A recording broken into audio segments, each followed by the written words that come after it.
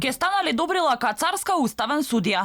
Незиното име, според информациите на медиумите, е едно од посериозните, кое би можело да зема место на масата во Уставниот суд, на местото на Владимир Стојановски, чиј мандат истече. Во текот на утрешниот ден, 12 членови на судскиот совет треба да утврдат предлог за нов член во нивниот тим. Кацарска за Алфа вели дека не знае дали незиното име ќе биде предложено, оти не е член на судскиот совет и не располага со такви информации. Сепак, доколку и биде предложена таква функција, би ја прифатила, затоа што за секој судија тоа било огромна чест. Таа има долг судски стаж, над 30 години. Моментално е судика во одделот за организиран криминал и корупција, а била и председателка на кривичниот суд во Скопје.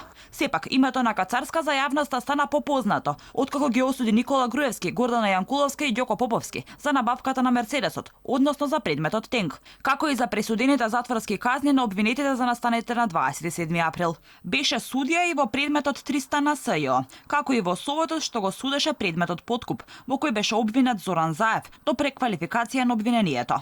Таа беше и во фокусот на вниманието во врска со случајот со Душко Лазаров, кој 2 години пред да замине во пензија, наместо пензиониран началник, го добие епитетот обвинет, а потоа и осуден на дури 15 години затворска казна, само затоа што бил присутен во оперативниот штаб. Кацарска најпрво му дозволи на Лазаров да ја користи гаранцијата за бранење од слобода, а потоа, без никакво објаснување, истата му беше укината. Името на Кацарска беше дел и од рекламната пропаганда на опозицијата на последните избори. Судството во Македонија го нарекуваат Кацарска судство, символично, за да се покажала спрегата меѓу извршната и судската власт.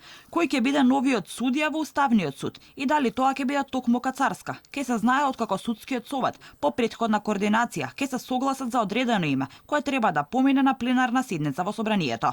Судскиот совет предлага 20 судии за Уставен суд, за чие усвојување треба двотретинско мнозинство во собранието. Ако ниту еден од предложените не го добие потребното мнозинство, постапката за предлагање кандидати се повторува.